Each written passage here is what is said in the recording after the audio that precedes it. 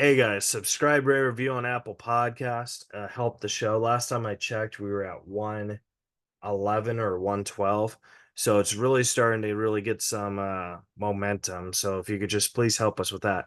The reason why that is so important is because when I write guests, they actually look at the reviews and how many stars and stuff. And I'm not saying, hey guys, you have to do 5 stars.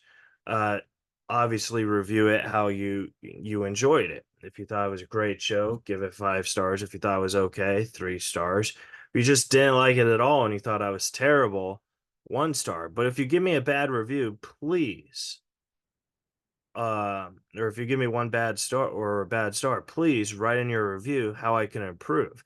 You don't need to say, oh, this guy sucks, he's not funny, blah, blah, blah, because that doesn't help me improve. What helps me improve is if you give me some honest critique feedback. Like, oh, I didn't find this joke to be funny, and I didn't feel these two Keith connected with his guests, or something like that, that helps me improve. So maybe I could go put in a little more, harder so I could try and improve that.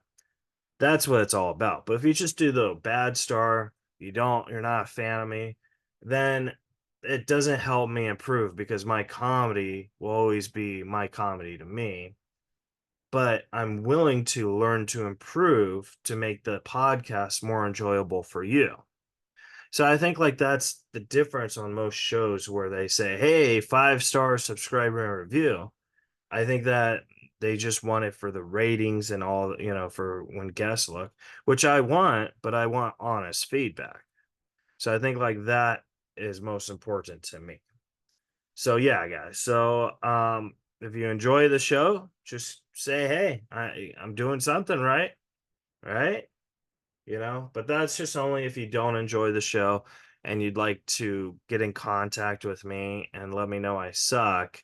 Um, there's no need to be negative about it. Just give me some guidelines on how to improve. You could still give me that 1 star, but I could take those guidelines and improve. Thank you. All right. We're also on Patreon, www.patreon.com/razorriff61. You could become a top tier there. You could get the video podcasts as the podcast is early, a cameo shout out, and I say your name at the end of the shows. So yeah, we got a great guest today. I'm a big fan of this guy. When I started comedy, he was one of my comic heroes. He was a comics idol, I like to say. I used to see him at the Irvine Improv all the time, and he's very funny. And he has a new special that's on 800-pound gorilla, which I mean, I know I made fun of that company a couple times before, but it's actually I did more research. They're actually a very good company. They're getting good comics, and the specials I've been watching on them are just fantastic. So um, I kind of regret making fun of their name, but it is 800-pound gorilla, and John Heffron's new special is John Heffron live in DC on Sunday, which is very, very funny. And I laughed out loud. And yeah, you guys can watch it on YouTube and it'd be great. Um, but John Heffron probably for winning Last Comic Standing, Comedy Central, his performances on Late Night, and Joe Rogan, obviously.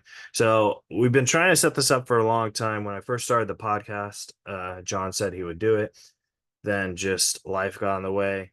It didn't happen. Then I circled back, I don't know, 2 or 3 months ago, and now we're finally getting it. So I'm very excited. Ladies and gentlemen, subscribe, rate, and review, and enjoy Razor Riffs with John Heffron. From Hollywood, California, welcome to Reza Riffs with your host, Keith Reza. Hi, John. Hey, how are you? Doing good. Ever since I watched your special, whenever I do Zoom interviews, it totally reminds me of your joke, how it takes like a couple minutes for Zoom to finally catch up. So, Yeah, and my angles are going to be weird. I never use Zoom, so it's always every time it's gotta update the program, and it's got a thing, and it's just a pain. But it's because I never use it. But you're totally And right my too. internet, it is. So I'm like on a farm on like 3G, and it is storming. It's super stormy out right now. So if I cut out and stuff like that, or if I get if my internet gets in, just let me know, because I never know on my end. But this is perfect weather for my internet to crap out. All right. So, Well, if it craps out, I still love you. So thank you so all much for right, taking time. perfect. I want to turn this big. I guess it's okay to be lit. Yeah. So Yeah. I was saying in the opening remarks how like I tried to get you like 6 or 7 years ago when we were talking on Twitter, and then COVID happened and all this stuff. So thank you so much for finally taking some time. You're one of my comic heroes, so this is an honor to talk to you. Oh, gee. Yeah, I remember that on Twitter, when Twitter was a thing, when you could actually have a conversation with somebody, and it wasn't, your politics suck. No, yours does. You're a sheep. What'd you get the jab? Like, that's all. I don't even Yeah. post on Twitter. I actually use Twitter if there's a sport event on or something big is happening. I'll kind of just watch what people are doing, but I have no need for a conversation with anybody anymore. No, It's you're just totally mean. right. It's just Yeah. mean. It's just mean. It's not fun. It doesn't do it. I'm not plugging shows or anything like that on Twitter, because I don't want people who are on Twitter to show up at my shows. Well, you know what I did on Yeah. Twitter is I just unfollowed everybody, even though if I'm fans with them or what, because like I don't like to see, because there comes a point where like Twitter used to be fun where you could tell jokes and support each other, Yeah. but then you're right, it got too weird. Like it's like, Well, it was back in the day. They always told you to, like, you follow everybody who follows you. Remember when you were trying to build numbers, like how when things were older. So I didn't know anybody that I followed, and then one day I just did what you did. I just got some app and I went to zero. I yeah, just, I just, and then I slowly was like, I'll follow some news channels, but even comics, I stopped. Even friends of mine, just because I got FOMO. Because when I saw that they were doing a 40 city tour, and and I have 3 dates on my calendar over the next 4 months, I was like, I don't need to see this every day. I don't no, need to, I don't need to see Eliza's meet and greet with 30,000 people at it. You know what I mean? But yeah, but that was way back then. well, I wanted to ask you that too, because when you first started comedy, it was all about word of mouth. You know what I mean? Like they'd be like, "Oh, Yeah. hey, John Heffron's really funny. Let's get him on the shows." And then you also did a little radio too, so that kind of helped you a lot too. But now, like everything's all internet based. You know what I mean? Yeah, it was, man, I started doing comedy, and I believe it was 1987 or 1988. I was just graduated from high school. Anyway, um, so yeah, there was no word of mouth. At least that, first 5 years, you didn't want anybody to see you, which is Right. weird now, because I see comics that have done it for a year, and they set up their cameras. They set up more recording equipment than I saw on my first two Comedy Central specials. They have more of a production going on to get their 30 seconds of crowd work as an Right. MC who's done a year worth of comedy. Like, Yeah. I wouldn't want any of my comedy shown for the first 10 years. But anyway, sorry, I'm a little stuffy. So the how it started was when I started doing comedy. Yeah, you just showed up at the club and they put your name on a flyer. But this was back when people just went to comedy shows and kind of didn't know who they were seeing that night. Yeah. Unless you were a superstar. For the most part, people potlucked it, which was crazy, because nobody would do that now. Oh Like, no, nobody definitely. would just show up just see. Like, we'll just see what happens. So your audiences were always mixed. Starting here in Detroit, it would be, these 30% African American, white, and Latino. Like, so you had to be funny for like everybody. Yeah. And then shortly after it started becoming, if you're gay, Asian, left-handed, wear cutoffs guy, then you get your audience and stuff like that. Or even now where it's just the podcast comics have their crowd. And I'm constantly, as an older guy, going, hey, let me grab one of those guys that do well in front of their podcast group and put them Right. in front of a random audience. That almost would be like a fun TV show. To Oh go, my the God. call, Yeah. that's not my crowd. Where you go, you know what? I'm going to take you out of your element of a whole crowd of guys that just like to do mushrooms, and we're going to put you in front of all these executives that work for a big company. We're going to Yeah. see, how well. But I used to talking about getting people in my shows. I don't have any laying around here, even though my office is messy. I used to have postcards, Uh-huh. like to let people know. I would literally get people on a mailing list. You get their physical address, and Email. then you Yeah. send out a postcard. Yeah. No, not an email. Oh, an Like address. postcard, Like, like with a oh, stamp and a thing, and you get them pre-made. And then I thought it was super high tech. I got a 1-800 number that was hooked up to an answer machine, and I would leave all my dates on the 1-800 number, so people could call whoa. that, listen to see where I was performing, and that would be a thing. Oh my God. And then when I was doing at one point I was doing 200 colleges a year. Yeah. This was back when you could do colleges, so they were fun crowds. A lot of them actually served beer. It was just a fun. It was, hey, don't roommates suck? Yeah, but it's not like what colleges were now. But you had to do these things called teasers, where you'd have to go to the cafeteria, usually, or the Rascal or the Pit. Like some of the names still stick with me. At noon, and you would have to go up to every student who was studying or eating, and go, hey, I'm John Heffron. We have a comedy show in here at 7, and you'd have to give them a flyer, and you'd have to paper. You'd have to go to everybody's sitting around. And the Yeah. student activities people would stand in the corner to make sure you were doing that. It's horrible. Yeah, That yeah. when I Even first then, so started, even I did that. you know, Yeah. yeah, oh, it was horrible. And then even when I was on Last Comic Standing 100 years ago, there was no social media when I was on Last Comic. There wasn't. Twitter didn't exist. Instagram didn't exist. I think we had MySpace pages. And my MySpace was killing it in 2004. And Yeah. then after that, nothing. So we had like all those, 12, 15, 17 million people watching us, but there's no way of grabbing them, So, no way of them even.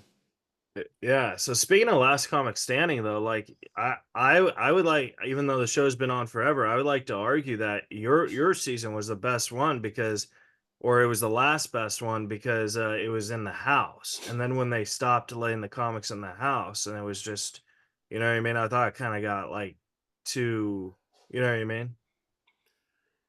Yeah, I know some of the people, like I performed.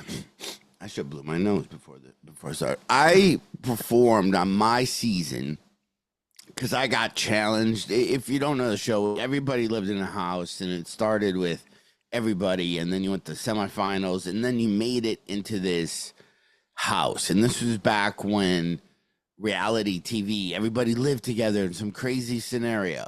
So we all lived in this. We called it the porn house because there was a lot of porn shot. It was in this castle, but it was also the same castle that's on the cover of the Time ice cream castle. So that was kind of cool. So Yeah. the house was used for a lot of things. So we were in the house, but then they would make us do reality TV show type stuff. We had to do stunts. And then every day on the show, we had to challenge another comedian who you were living with. So this is where the reality, and none of the other seasons had to do this. And this Yeah. was the worst part of the show. I would have to sit there and go in a little confessional, look at the camera and go, I know I'm funnier than Kathleen Madigan. Which I would never say. No, nobody would ever say that. Right. But they made you say that, and it was the worst because, unless you're an asshole comic, you're not gonna be like, I know I'm funnier than that guy. It sucked. and then you would get challenged. So whoever had the most votes against them, you had to perform. So all those guys, I wasn't that friendly with. I mean, I'm not friendly. I didn't know them. I lived in LA, but I wasn't doing sets anywhere. I was coming off of a billion colleges. I did radio for a long time. I mean, my act was pretty solid at the time, but nobody ever saw it. Right. I was working a lot, so I got challenged all the time, which meant on that show, 15 million people saw me do. And by the way, there were like 6-minute sets on TV, which are kind of long. You know, normally I did that like 5 times that year during my season. So by the time the end of the show, I performed almost a full half hour. Yeah. You know, of new material. I wasn't doing like the same stuff of like new material. So that really helped, you know, with people know who I was. And later on, the last comics after that, I think Eliza won it, performing once. Yeah. I think John Reap had to do like 2 sets. You know, like it got weird because everybody started doing these 90-second things. Yeah. I thought that. You know what I mean? So it like changed it up. Yeah, so it just became like, you know, America's Got Talent when you watch that and you go, how does a comic even do that? Yeah, I don't think there'll ever be a comic that wins America's Got Talent, though. I mean, I just think that. Now with it, Yeah. One year, if there's no dog or puppet, maybe. Yeah, but I mean, it just seems like every year there's always a new guy who could do a dog or puppet better than the guy last year. You know what I mean? So it's just kind of. It's so stupid because there's not anybody who votes for the dog. Okay, you have to. Here's why I can't vote for a dog. You're voting for somebody to be like a big entertainer that you're gonna want to go see in Vegas. The dog's probably gonna die within the next like 5-6 years. We don't know how old the dog's got to be an older dog to know how to do that thing. Yeah. The lifespan of that show is not gonna be good. You're never gonna pay $60-$70 to see a dog jump through a hoop twice with some dancers. That's a super bad Vegas show. Comic, you're always gonna laugh. If they're gonna headline, they're gonna have 5 other comics with them. You know, if they can't fill an hour, but just vote for the comic. Vote for the comic. It's, you know, somebody who can actually entertain you. We should get back on Twitter and tell people to vote for the comics. Yeah. Is America's Got Talent still on? Oh yeah, definitely. Yeah. I don't know which comics on this year, but yeah. Yeah, I don't know. Yeah, I don't know. Well, because those shows are kids shows. Like even Last Comic, like was a kids show. Like people don't think about it, but it was on whatever Thursdays at 8:00. That's like a prime family hour. And I have people coming to my shows now that are in their 20s that say we used to watch you with our parents. We were little kids, and they put us on the couch, and we would watch you. Yeah. And you go, wow. You know, because the show was on 20 years ago. Oh, yeah, definitely. Do you ever ask these kids who tell you this, be like, well, is your family here too? Yeah, a lot of them bring it's kind of cool. Yeah, a lot of them bring their parents. You know, so it's like their mom and dad get to go see, I don't know, equate it. Oh, it's like going to see the Blues Clues guy. They're like, oh, yeah, we watched you when you were a kid. We both know who you are. You know, it's kind of cool, actually. Yeah. But yeah. I wanted to ask you, did you get your first Comedy Central Presents before Last Comic Standing, or did you get it right after Last Comic Standing? They had me do it right after, but I did one prior to that. Yeah. That was really good. I wish they like re-aired those. I wish there was a way that Comedy Central would like start busting those up and using them as reels, because my material's always been my material's always been evergreen. Maybe if I'm like, so I'm 24, like, every comic, if I hear your set list, I can guess your age, so obviously so I'm getting older. Oh, my friends are getting married. Blah, blah, you're doing that 20-something-year-old stuff, but some of the stuff could be said today and you wouldn't know it was a 20-something-year-old joke. Right. Yeah. Because I've never written for like, now in the last 10 years. I write what's going on in my life, but for the most part, I've never done like political or anything that was current events, Well, you know, you stuff. know what's So, weird too is because like your voice, I see a lot of like, I'm not saying they steal your jokes, but they steal like your mannerisms and stuff. And I know a lot of people do that with Mitch Hedberg and stuff. And I mean, I get accused of it sometimes with Norm Macdonald, but I toured with Norm for 9 years, so like I kind of have like Norm oh wow. habits. You know what I mean? So Yeah, you're definitely gonna pick up, but I'm trying not to be that guy. Boy, sometimes it just seeps in. You have like a bad day, and yeah, then you watch stuff. Like even now on stage, I crap on every 50-year-old comic who's doing. We used to drink in a hose. You guys didn't. We play out all day. Our parents never came and looked for us because literally on my 1991 special, I was complaining about that. You know what I mean? So you see a lot because I've always been a famous comic, but not super famous. So I always felt I was prime rip offable yeah. because nobody would. It's not like you're ripping off a Gaffigan bit or a Hedberg bit. You'd be like, I'm gonna do Heffron's metal slide bit. No one's gonna know. You know what I mean? And then now you just see. I mean, I see memes all the time that I'm like, that's from my act. Yeah. That's from every comic has a girl goes to a bar. There's that one girl that always wants to take you away. I'm like, yeah, it's the we gotta go, girl. Here's me doing it in 1990 Yeah. on on television. You know what I mean? Like, so it's weird. Yeah. They should put your name on it though, like when they do these memes, because I think There's that one would, going around. Yeah. Here's the weirdest one. Like, green. Like, I used to do a lot of remember this from childhood because when I started comedy, I was only 17, so I didn't have a lot to go on.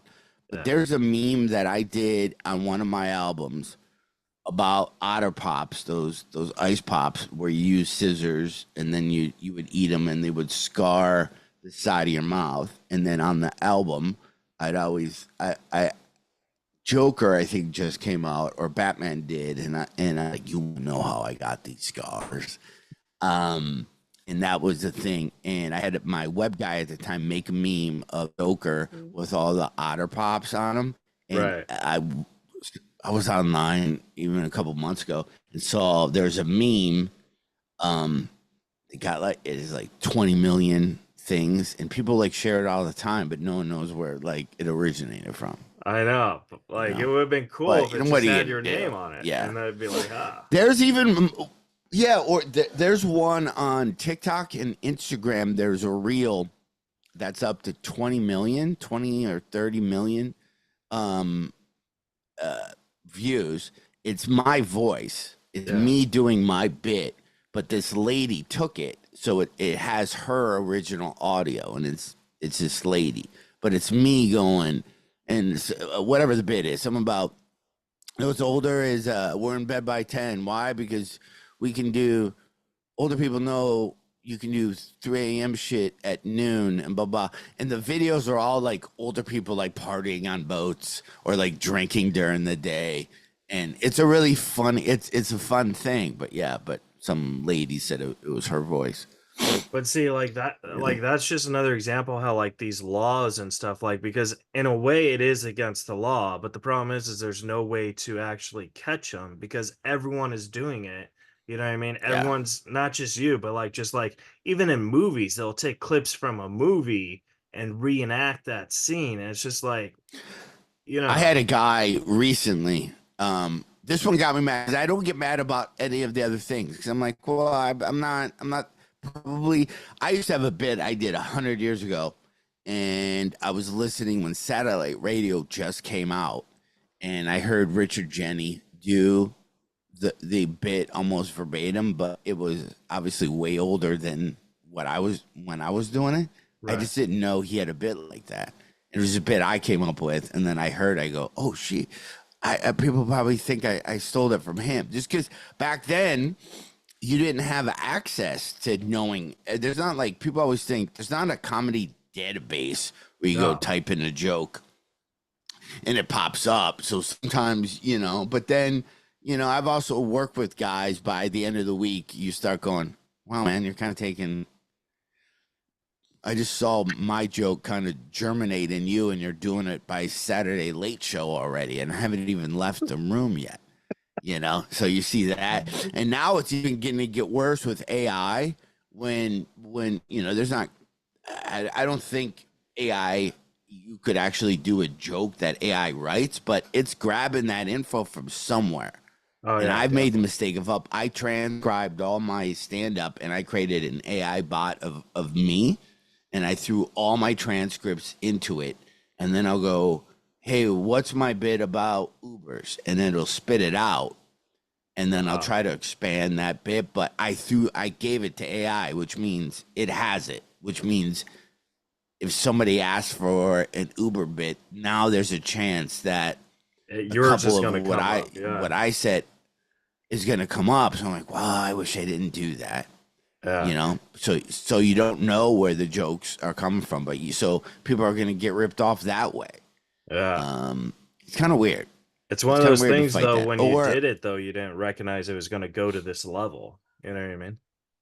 yeah, yeah, and it's I've done bits too where people go, oh, that's so and so, and you go, no, it's not. You know, but it all depends on your crowd and also who cares. I mean, it's fun talking about it on a podcast, but I really don't care Yeah. because you can't fight it. You know, you just yeah. So I wanted to ask you the stupidest question you've probably ever been asked because uh it's one of my favorite movies. And I watched it again and like maybe I just couldn't find you because everyone has a big mustache. Gotcha. But were you in I know Gettysburg? you're gonna say no. You're gonna say Gettysburg. And funny story about Gettysburg. That's a different John Heffron. Oh, okay. But that's not the stupidest question.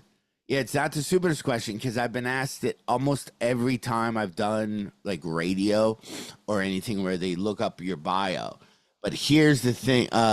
The thing that guy, that John Heffron quit acting Yeah. after I won Last Comic Standing because I saw he posted about it once and I think I reached out, but I don't remember if he got back to me. He was getting all the auditions because so he's about 10 years older than me. So when so he was probably in his 40s when I hit Last Comic. Yeah. So he was going to these auditions, and then when he get there, the audition people were like, oh, you're not John Heffron, the comic." And he got so mad. Like we had a union thing where I had to add the word Robert in between my name. So Yeah. like on my SAG stuff, it's John Robert Heffron. Like I had to go the 3 name thing just because John Heffron was in the union before me. Right. Because he was an actor, and that's one of the reasons why he quit acting Oh my is God. because he was so annoyed with me. And then we were fighting for like whatever new social media or whatever existed. It was always a race for us to get, you know what I mean? That's why my Twitter is like comedian John Heffron. And then every once in a while, I'll like post on Joe Rogan's Instagram just to show if I'm with like a buddy. I go, you want to see how much hate or do you want to see me get just ripped on in about 5 seconds? Watch this, and I will post the most vanilla response to whatever Rogan's thing was. I mean, the most you can't pick a side. If Right. he's got if he says something, I'll be like, yeah, man, that's true, or something like right. I purposely will do something, and it'd be like, oh, quit trying to suck up to him because you're trying to get on his podcast. Like it just then there's 40,000 people that will comment something just bad. But and people always go, oh, you're so funny. You have to put comedian in your name. I'm like, yeah, because I didn't want to be John underscore Heffron 2655. Like that's not what you know what I mean. That's hard to say on stage. Yeah. Yeah, so I had to put comedian on there because John Heffron was already taken. Yeah. Oh my God. I was gonna say because I swear it's one of my favorite movies. I watched it. I was Yeah. like, I just did not see you. Yeah, I did. I did one of those noon TV shows, like Good Afternoon, whatever, San Diego, and they did like a 10-minute lead in about that movie. The guy Yeah. was a big fan. He was bringing up all these scenes and all this stuff, and then he went into that, and it was so. I sometimes I faked it, or because I just don't like people feeling bad. So if we were on, like, he's the interviewer, I didn't want to go, hey, that wasn't me, and then so I just faked. I'm like, well, yeah, got to work with Jeff Daniels. I just kind of looked it up once and went, okay, I should probably, see who's, Yeah. I also wasn't one of there was a Heffron that was in one of those war movies, Babe Heffron, that was in Normandy, or Saving Private Ryan. I also have to tell people that wasn't based on, my grandpa, you know. Uh, okay, so this could be the second stupidest question you've Okay. ever heard. Have you ever signed a Gettysburg DVD? Somebody brought one to a show once, and I had to say that wasn't me. Or did I sign? I might have signed that one. I've done that. Yeah, but that has happened. But I don't know how to tell people unless I Yeah. have it in my credits. Maybe like I'm thinking I was not in Gettysburg. Like Yeah. make that a thing. Yeah, yeah, That, yeah. That's fun.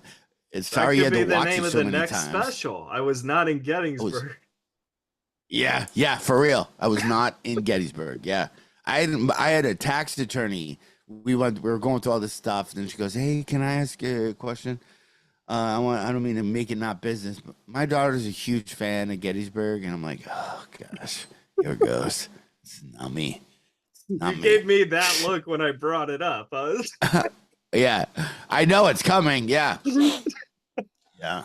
Uh, so I wanted to ask you, like, what are skills you use in comedy where you do clubs and then when you do theaters, because it's a totally different like skill. Because when I did theaters, the laughter was like a weird wave where it would come in different directions, and like with my Asperger's, that would just throw me off. And then at a club, it's a lot easier because it's intimate. So I want to know, like, what are skills you handle that? Um, the few theater. It's weird to me. It's always just like you're performing in front of a wall of sound. So you'll do your bit, and then you'll get that big thing of laughter. And then if you want to milk it, I've done it long enough where I know just shut up, just to let it go. Right. And then you pick it back up again. I'm curious about all these guys doing these arenas. Like I know it's a great payday for them, and and there's no jealousy, but all the Bugattis and just everybody that are doing these 20,000 seaters, 30, I don't know how that could be fun. I Yeah. don't like it's so weird because there'd be such an echo. So the people in the back rows are hearing you a second or two off. And the laughter, like I wonder if it feels like you're just so disconnected. Sometimes in a theater, that's how I feel like, especially if the lights are really strong and you can't see anybody. You just Yeah. feel like you're just talking to some weird space alien in the middle of a field. Like you don't see anybody. Where, trust me, I'd rather do a theater, and then I would love to do an arena just for money. You Yeah. get bigger checks, each one of those. But I also have a little bit of a vertigo, a positional vertigo. So now I'm noticing, like at clubs, I have to turn the lights up a little bit more, so the crowd can't be super dark, or my vision, or I have no depth perception. So Yeah. I need to see people and see heads and see where walls are and stuff like that. I'm a club guy. I just like laughter at clubs. I mean, Yeah. but trust me, I would be doing theaters and arenas if anyone would have me. But I think it could only fill maybe 62 people in any given arena. So, How but I always how wondered what that's like. how cool would it be if you got a theater paycheck for a club thing? You know what I mean? Like say, That hey, would be nice. I'd have to be at like I'd have to be a Instagram star. I've seen there was some super, Instagrammy person, and I went to go get paid, and their W-2s were still in the office. So I just looked down and I was like, "What?"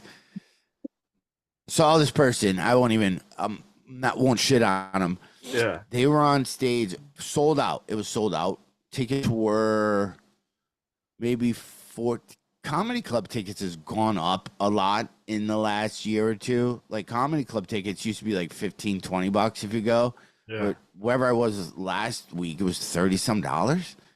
You know, Yeah. plus fees. It's not cheap to go to a comedy club. And it's Like two weird people because are, the fees for the opener and the features, they're the it's are same. $50 or 200. I mean, they're literally the same that it was in 1987. Yeah. Like that money has not changed at all. And the headliners are making way more. I mean, I'm not paying the feature any extra, no. But tickets are pricey, and my train of thought for that was that for an arena show for what you're paying, I don't know how is it fun for the audience? I guess, but you're watching your comics on a jumbotron, Right. not really watching them. And then so you lose, and you just paid $100 to see them with 20,000. I guess just being in a room with that many people laughing would be fun.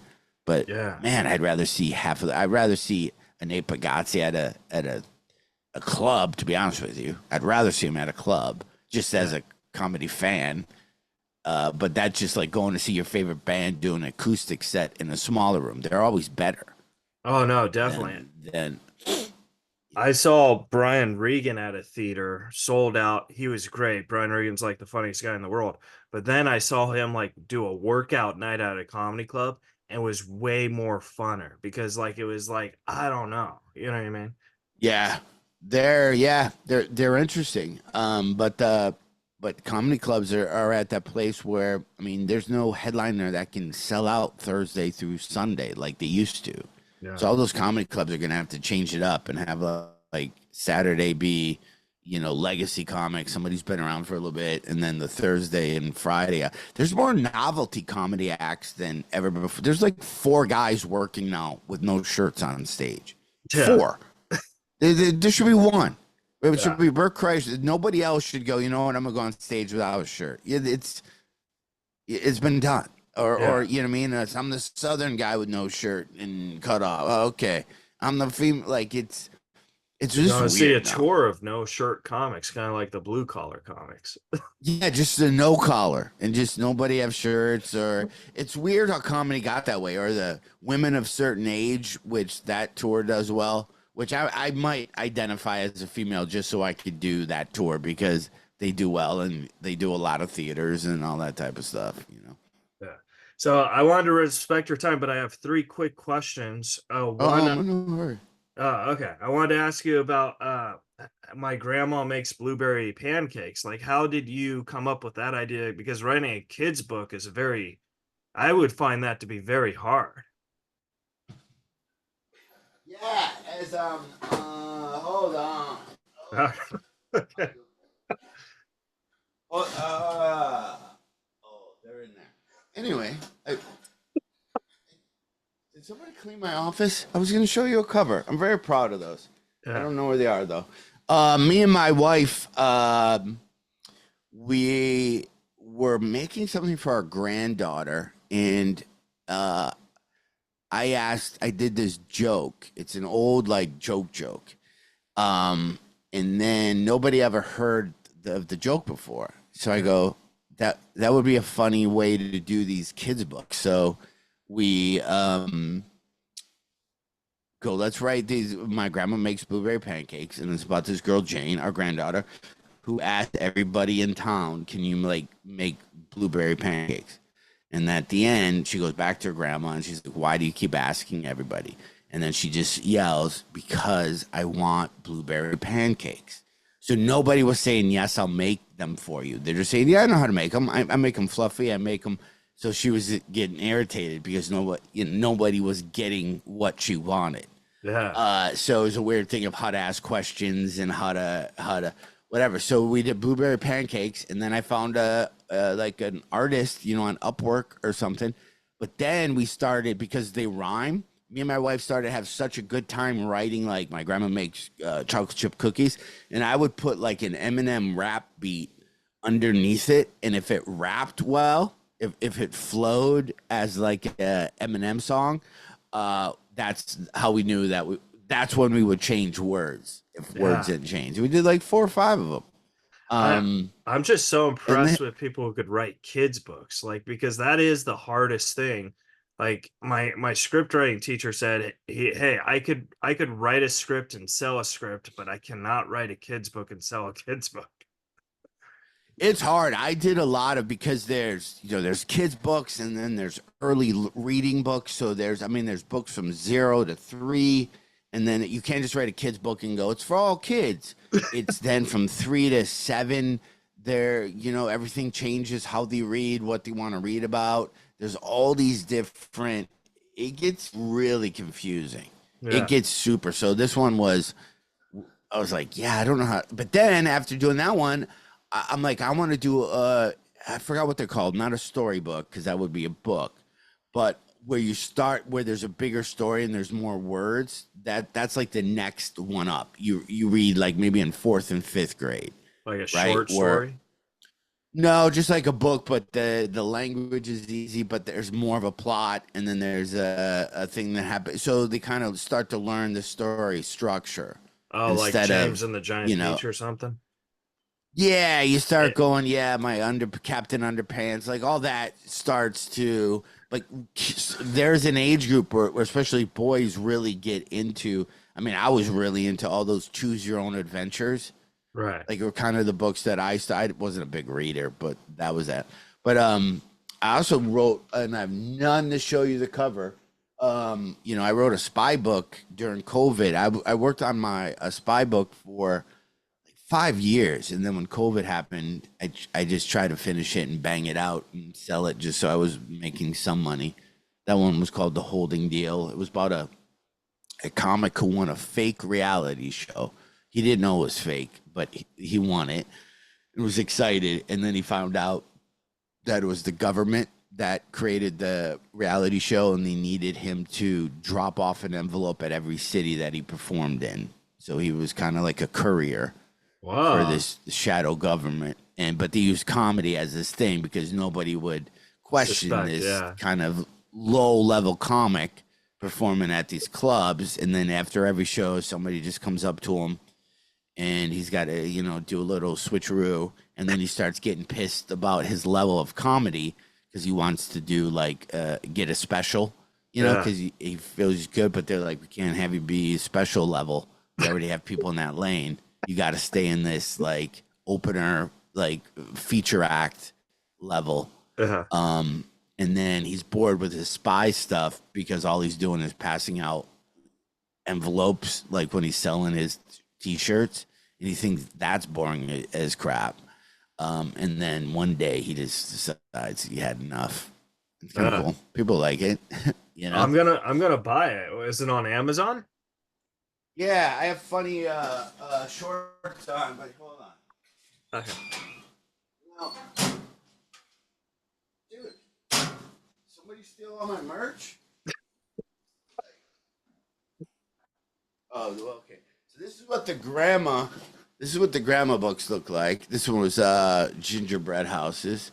But the artwork isn't that bad. Like now, again, we figured this out, but with AI, man, you could crank out those books that we did. You could Yeah. crank them out, dude.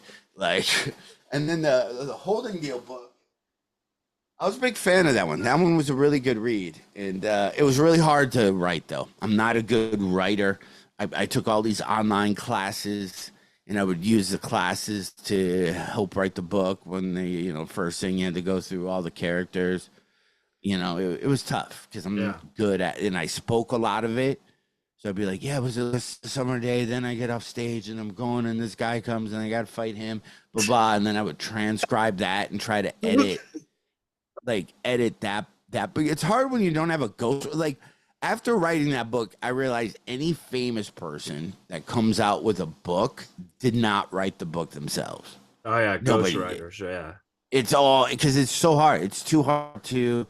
I wrote it by myself and then paid an editor, like I found online just to Upwork, but it was hard, dude. Like, unless that's even though you think, well, I'm a comic, I'm a writer. Yeah, but it's a different speed, you know. No, definitely, yeah. But technology's different now. Like, you know, you could just talk it out or do, you know, I started doing bits on stage for the book to see if it was like funny. Yeah. And then I would like record that, then take that chunk out and put that in there. So. Well, when I buy my Yeah, so how long copy, you been? I'm gonna see you at Irvine again, and I'll have you sign that along with my DVD of Gettysburg. Yeah, man. Yeah, I should. That should be my next book. I wasn't in Gettysburg, and the whole thing. He just keeps getting recognized as this actor who's like really famous. So how long have you been doing this podcast now? For quite some time. Yeah, I've been doing the podcast. You know what's weird is because like I've been doing the podcast for almost 11 years. So like I started it right before everyone had a podcast. You know, like the podcasters were still around, like Tom Green, Rogan, and you know, obviously the famous ones. But I started right before everybody had one. You know what I mean? Yeah. So, and honestly, Norm is the one who actually got me started to one because when I started it, I was writing for Norm's podcast. So, you know, Norm was just like, you should do a podcast too. And you should ask the guests after I interview to do your podcast, and that would be cool. So that's kind of how I started. Yeah. You know. Yeah. But yeah, but I mean, it's so weird because like I think I have a great podcast, but I think I'm a better comic. But it's vice versa because people just know me for the podcast and not really for the comedy side. Yeah, I started because I did morning radio forever. So I started with Rogan.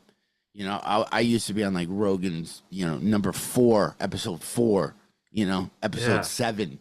Like that's how far back I went. And I did a podcast and I had sweepers on mine that would like, can you hear that? Yeah. You hear music?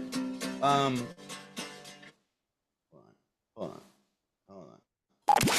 Heffron and Reap will be right back. I'm just addicted to it. Oh, yeah. Just all around cool. They're awesome. Number 1. So I would always do like, so my podcast sounded like an 80s morning show. Yeah. Like it would moved, it visually sounded cool, but that's just when all the comics were doing podcasts. Like do you do mushrooms? I do mushrooms. You want to do mushrooms? We should do, you watch porn? I watch porn. What porn do you watch? We should watch porn and do mushrooms. Like, I'm like, why am I had like show prep. I was like, hey, did you guys read in Wisconsin? There was this guy I found, like, and it was just nobody wanted to hear that. So I got super discouraged. Now, 15, you know, later, you should have stuck with it. I have an idea. Oh, dude. And then like, so I live in Michigan now on a farm, so I have no access to guests, although I don't know why. I just don't do what you're doing. Yeah. And Zoom people. But because my internet sucks, I was always afraid of doing that because then it would wreck. But I think I'm going to do a podcast very, very much to my age where it's just about being in your 50s and things you should finish in your 50s. And I talk about estate planners and how to, you know, money people. Just like, so it's more educational. Like stuff that are people who are in my wheelhouse would go, oh, I would want to learn that. Because I think, you know, that's what people like now is they want to be taught something now. That's how this is too, because, you know, like as a comic, I feel there's not such thing as a perfect comic. So I feel whoever I interview, like just interviewing you, I've learned skills to be better at comedy. You know what I mean? So that's why I enjoy it, because I feel like every interview you take information. It's like going to school and you use that information. That's how you get hired to the mountain. You know what I mean? Yeah. You're taking, I used to really geek out about helping people be better comics, not like teaching classes. I used to do a lot of stage platform speaking skills at corporate events with a buddy of mine. He was the master at it. And I just started applying all this stuff that he would teach these people who are giving like speeches to my stand-up, and it helps so much. And it's you can go in the weeds so much with some of this stuff that when I see younger comics or any comic do, I'm like, oh, they're leaving a lot on the table. Just even where you stand on stage, how you're standing, what you're doing with your voice at the time. There's so many levels that you could do than just straight out yell your bit. That a lot Exactly. of, you know what I mean? That a lot of people do. Yeah. So my last question for you, John, is if you could go into a time machine and talk to a younger version of yourself, knowing what you know now, what advice would you tell yourself? That's also a book I wrote called "I Come to You from the Future," Oh, where I nice. talk to younger people. What would I, if I went back and talked to a younger version of me, I would convince that guy to not. He doesn't need to buy anything to save his cash. Because I've always been bad with money, and I've always made a lot of money. I've always had, like big windfalls, and then you ride on that. But I've always kind of wasted it. And now, when you get in your 50s and you see that you're not being, you're not booking as much stuff, then you go, man, did I burn through a lot of money in my 30s for no reason at all? But the awesome thing about our career is, at any time you could flip it and something, big could happen, or you could get back, I'm just going through one of those growth spurt stages where, I want to talk about things going on in my life, but I know I'm going to, like, 20-year-olds will be bored. But then on the same token, I'm like, why do I need to talk to 20-year-olds? Right. Why can't I just talk to my audience? Like side face. So we'll figure it out. It's all fun. It is fun. I'm not dancing on TikTok or Yeah. Instagram for Don't do views. that. I see guys my age trying to be funny and doing, like, and that drives me crazy. And then I see younger comics that are just, like, really ripped and they're just showing their muscles, or if they're a girl, they're showing their stomach. I'm like, oh my God, I can't do any of this. Yeah. I can't did do my any of first it. TikTok video like that the other day, and I put it on, right? And like all 90 followers, and I put a poll like, do I have skills? They all hit no, and I was like, I'm never doing this again.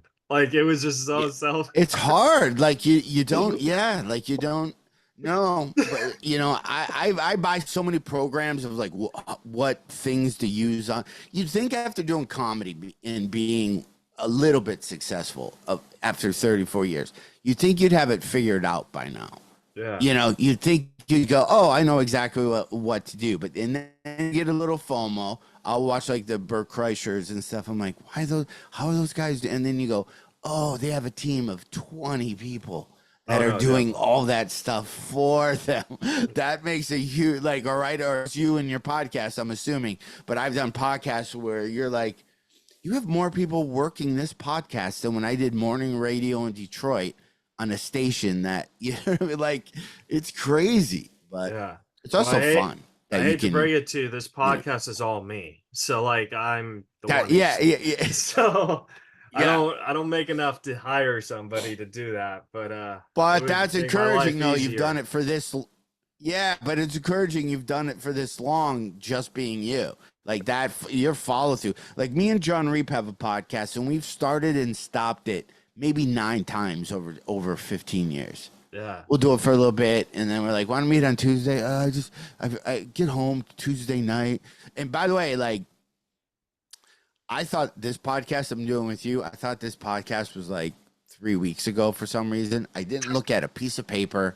I told my wife, I'm like, I got to get up early and do it. So I get up, I set up, and I'm super tired, and I click on, and I'm sitting here waiting for you to come on, and I'm just, like, falling asleep like this. I'm like, well, Oh maybe my there. God. I'm checking, and then I'm changing the backdrop. I'm cleaning up and stuff like that, and but it wasn't even like whatever our original day was, because then I had to fly off, and then I just couldn't make it back on time.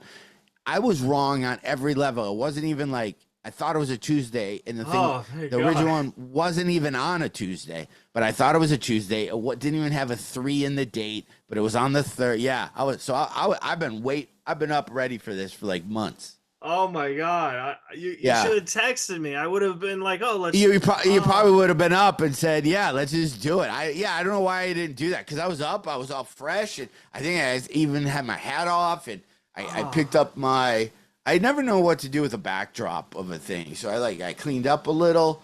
I'm you so know? sorry, Yeah. John. No, dude, that wasn't your fault. It was, Ah. But no, yeah. like I've had guests say they'd confirm, and then like I'd wait an hour and they just never show up. So I know that Yeah. feeling. I'm so sorry, man. No, Next that time, was me. just That was text me. me and say, Reza, are I we should doing it? have. Yeah. Oh, Yeah, we could have knocked it out. No biggie, man. No Ah. biggie at all. Well, I John, do want to like doing this with you. I do realize they sell those cameras that come like right halfway of your screen. I think I want to get one of those. yeah, The eye line is weird because I'm looking at you, but then this is, you know, what I mean, I don't know how people do that. I see Anyway. you're fine, but Yeah. where can the folks at home follow and support you? Like, where do you want people to go? Your website, Instagram. I updated my website this week for the first time. It's johnheffron.com, but Instagram's always where I'd rather get more people, and that's comedian John Heffron at Instagram. I put all my goop up on there. All right. Yeah. Well, John, thank you so much for talking to me. I'm glad we finally got to do this. Thank you, man. 10 And you're in years Los later. Angeles still? Yeah. You're in Los Angeles? Yeah. Yeah. So whenever Nice. you're, How like, is it? I went back. I was gonna say, whenever you're in Irvine or Brea, I'm always there. I go whenever I'm not having. Oh, I was just in Brea like a couple weeks ago. I was just in Brea. Yeah, and I moved out of Los Angeles 5 years ago. Lived there forever, and had to rent a car. And I did not have my LA driving. Like I was white knuckling it, trying to get over lanes, trying to get to Brea. I felt, but I lived there, and it just all went away. Well, next time you're in LA, just hit me up and I'll give you a ride. It's no problem. All right, man. All right, All John. right, perfect. Have a good day, All buddy. right, dude. Thank you so much, man. Take care, bud. We'll see you. All right, guys. All right, guys. Subscribe, rate, review, tell a friend, and we'll see you guys next week on Reza Riffs.